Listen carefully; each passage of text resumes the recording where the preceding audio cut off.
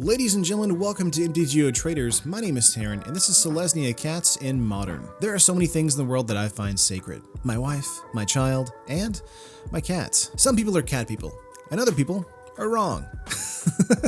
Nah, I'm only kidding. I'm allergic to dogs, but one day Jess will likely force me to have a dog in the house. Obvious dog-person complex, sacrificing another person's well-being over a drooling mess of an animal. Seriously though, I love dogs, but my body just doesn't. So let's talk about Selesnya Cats in today's Deck Delve. If you don't know, this is a series where we look at decks that I can't record footage for, but I did want to showcase on the channel as soon as possible.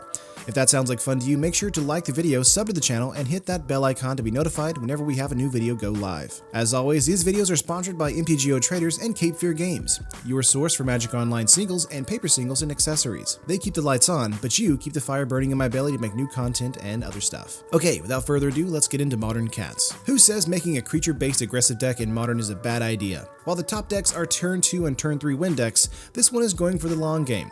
And while we do have ways to shut down those insanely fast decks, we're not about being tier 1 here. We're out here having fun, playing Modern against other fun decks, and enjoying what the format has to offer when you're actually trying to enjoy Magic, instead of boiling it down into a competition of who can spam Faithless Looting faster. First up, let's talk creatures, and boy howdy do we have a lot. 30 creatures in total. For early game attacking and life gain, we have 4 Leonin Vanguard, 4 Loam Lion, and 4 Adorned Pouncer.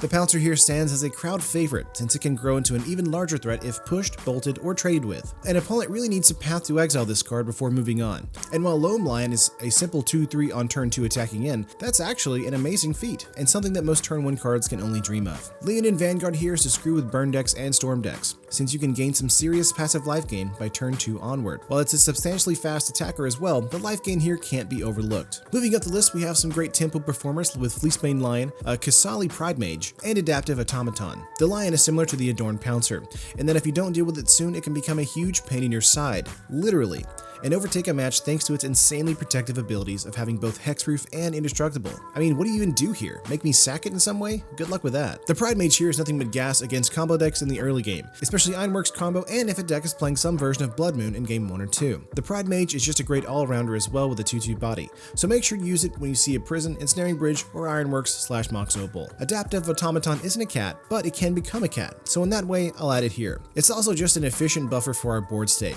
making our 2/2s into 3/3s, and in the early game, it can be a substantial boost, enough for something like an Adorned Pouncer to hit for 4 instead of 2. I call that an improvement. You could go with Metallic Mimic here for this slot instead, since it is 1 less mana than 3 mana here, and it does give +1/+1 counters that stay on the creature forever, but it doesn't impact the board state upon entering the battlefield, so in that way it's not as important as the Automaton. So let's move up to our heavy hitters. Brimaz, King of Reskos, and Regal Caracol. The Caracol sort of explains itself by giving us a wide board state by itself, and also adding advantage by making all cats have lifelink. This spells trouble for Ironworks combo that has an Aetherworks Marvel Shell, Burn, and even some Storm decks. So if you're playing against those decks, look out for removal pre-combat. Brimaz, on the other hand, is a brick house for just 3 mana. Not only is he a 3/4 with Vigilance, but when he is blocked or attacked, he makes a 1/1 cat with Vigilance. That is intense. Again, building an aggressive board state while also being a bomb on turn 3. This is a win-win creature, and something they can't just bolt away. They can push it if they sack a land or lose a creature, but it's still path or bust on this one as well. So we have all these creatures.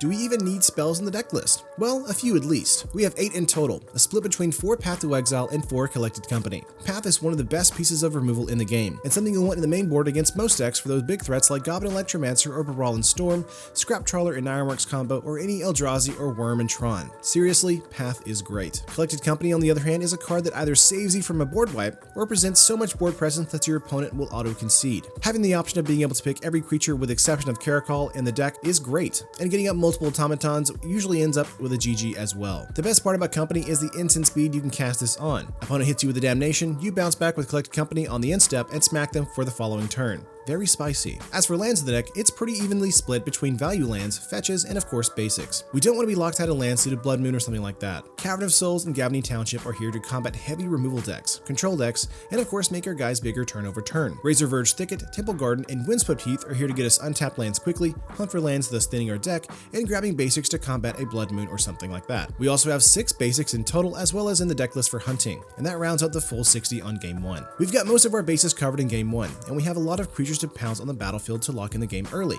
But what can we do to survive in the more heated matchups? Let's go to the sideboard and see what we have in mind. Keep in mind, sideboards are all about your local meta and online matches and what you're playing up against. But I did some heavy lifting here to come up with a sideboard that can cover most matchups. For creature-based removal, we have Blessed Alliance, Celestial Purge, and to an extent, a Dromoka's Command. The extra removal here is to help against Hollow Index, Death Shadow, and the ever-present Bloodghast or Prized Amalgam that loves to visit us every single turn. For slowing down combos or Tron, we have Damping Sphere here, Gadak Teague, and Eidolon of Rhetoric. All three of these spells shut down Tron, Storm, Ironwork combo, and the Paladin Artifact deck. They also minimally impact our deck list as well, meaning that they're perfect inclusions in our deck list. The last few cards in the sideboard are just general modern housekeeping, with Stony Silence and Rest in Peace being the last four. Artifact Hate and Graveyard Hate need to be addressed as quickly as possible, and since Dredge has come back from the dead, literally, it's a good idea to make sure Rest in Peace is in the sideboard as well. Now, some of the cards may not help in certain matchups, and that's okay. A lot of the top tier decks in Modern right now are very Goldfish oriented, meaning that mulliganing until you have the perfect hand is probably best in game 2, but that's high on variance and low on fun, so I don't recommend playing that way if you can help it. Either way, that's the full 75. If you're wanting to build this for Magic Online, it's coming to a respectable 150 tickets on MTGO Traders, and if you're wanting to build this in Paper Magic, it's coming to a spicy $466. The money cards in paper being Cavern of Souls, Fetch Lands, and Collected Company. Sadly, you can't build this on Arena, but the moment a new postmodern format is introduced on Arena, you bet your bottom dollar I'll be building a new cat list with Omnicat staples. But this concludes the deck list. Let me know your thoughts in the comments below.